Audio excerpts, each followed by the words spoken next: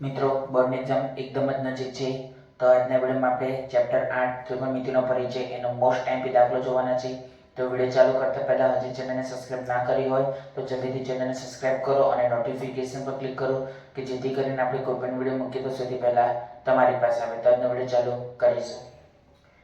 જો AB અને C એ ત્રિકોણ ABC ના ખૂણા હોય તો સાબિત કરો કે sin B + C/2 = cos A/2. તો આપણે સૌથી પહેલા લખીશું કે A, B અને C એ ત્રિકોણ ABC ના ખૂણા છે. તો આપણે સ્ટાર્ટ કરીએ દાખલો. લખીશું A, B અને C એ ત્રિકોણ ABC ના ખૂણા છે.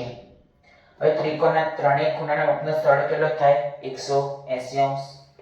તો માટે A + B + C = 180°. આ બાજુ આપણે શું જોઈએ છે? B + C, તો એને પેલી સાઈડ ધકેલીશું તો માટે B + C = 180 - A.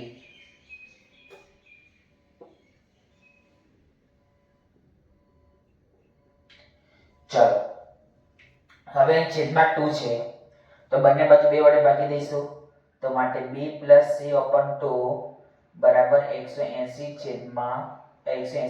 - A/2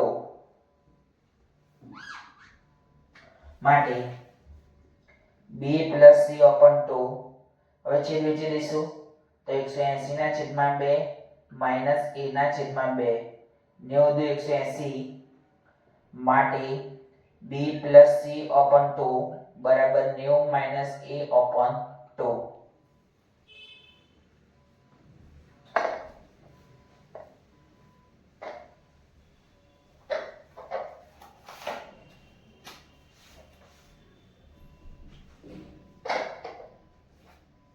તો લખીશું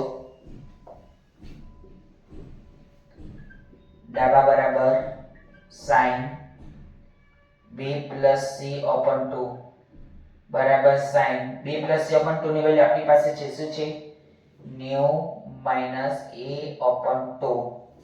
તો sin 90 - θ, sin 90 - θ ની ફોર્મ્યુલા શું છે? sin 90 - θ ની ફોર્મ્યુલા શું છે? જો એકવાર આપણે ફોર્મ્યુલા રિપીટ કરીએ. અહીં ફોર્મ્યુલા છે, જવાબ નથી. sin 90 - θ તો શું આવે? cos θ. tan 90 - θ તો શું આવે? cot θ. cot 90 - θ તો શું આવે? tan θ. sec 90 - θ તો શું આવે? cosec θ. cosec 90 - θ તો શું આવે? sec θ. અને cos 90 - θ તો શું આવે? sin θ. 90 એટલે યાદ રાખો 90 એટલે વિધેય શું થઈ જાય? ચેન્જ થઈ જાય. શું થઈ જાય? ચેન્જ થઈ જાય. sin એ તો cos થઈ જાય, cos એ તો શું થઈ જાય? sin, cot એ તો tan, tan એ તો cot, sec એ તો cosec અને cosec એ તો sec થઈ જાય. 90 માઈનસ હોય તો 90 એટલે વિધેય ચેન્જ થઈ જાય. pi/2.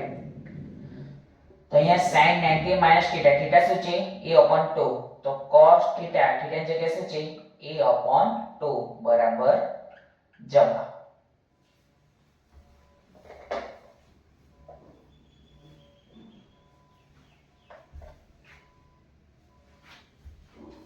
તો આજના વિડીયોમાં આટલું જ. કાલે ફરી એક નવા વિડીયો સાથે મળીશું.